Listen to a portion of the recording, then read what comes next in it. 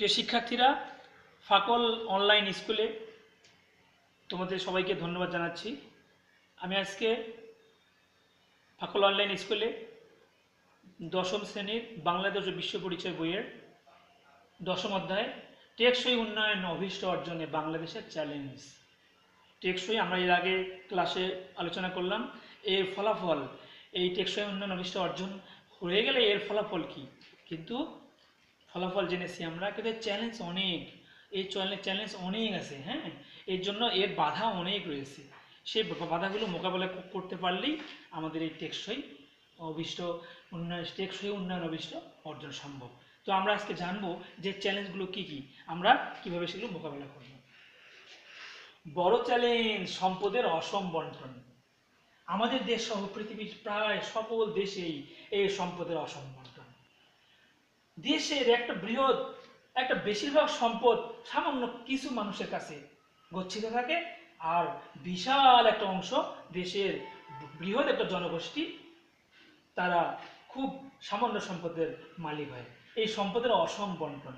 হ্যাঁ, দেশের খুব সামান্য কিছু শ্রেণীর কাছেই সকল সম্পদ গচ্ছিত হয় না, মানে 90% সম্পদ বা 95% সম্পদই গচ্ছিত হয়। এই যে অসম বন্টন, বৈষম্য ও দারিদ্র্য, ধনী গরিবের ব্যবধান প্রকট।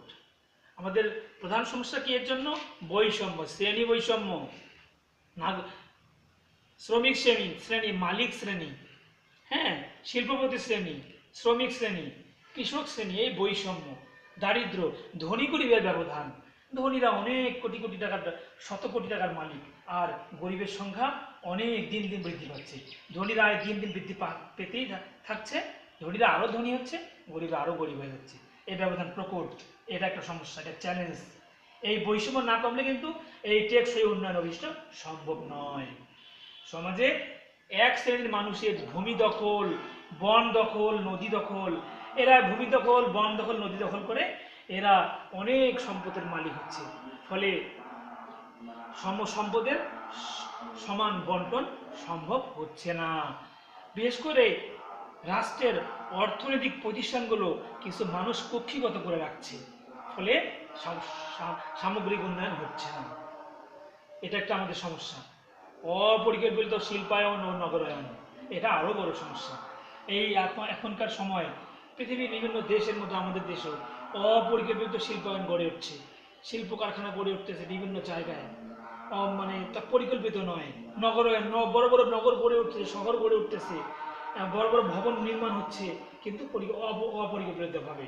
এর ফলে নানান রকম সমস্যা দেখা দিচ্ছে, পরিবেশ দূষিত হচ্ছে, জলবদ্ধতা দেখা দিচ্ছে, পয় নিষ্কাশনের ব্যবস্থা থাকতেছে না। এই একটা মারাত্মক সমস্যা।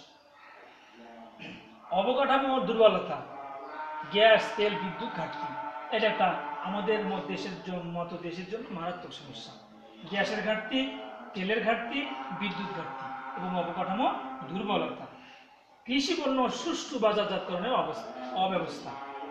কৃষি পণ্য কৃষক যে উৎপাদন করতেছে, সেই পণ্য বাজারজাত করতে অব্যবস্থা। এগুলো হচ্ছে আমাদের জন্য টেকসই উন্নয়ন অভীষ্ট অর্জনে চ্যালেঞ্জ। এগুলো আমরা যদি সমাধান করতে পারি, তাহলেই আমরা টেকসই উন্নয়ন অভীষ্ট অর্জন করতে পারবো। নতুবা আমাদের অনেক পরিশ্রম বেকার হয়ে যাবে। তো এগুলো যদিও আমাদের সরকার এবং জনগণের সহযোগিতায় এগুলো অনেক বিষয়ে আমরা মোকাবেলা করছি এবং এগিয়ে যাচ্ছি, এবং আমাদের এগিয়ে যাওয়ার অনেক এখনো পথ বাকি রয়েছে।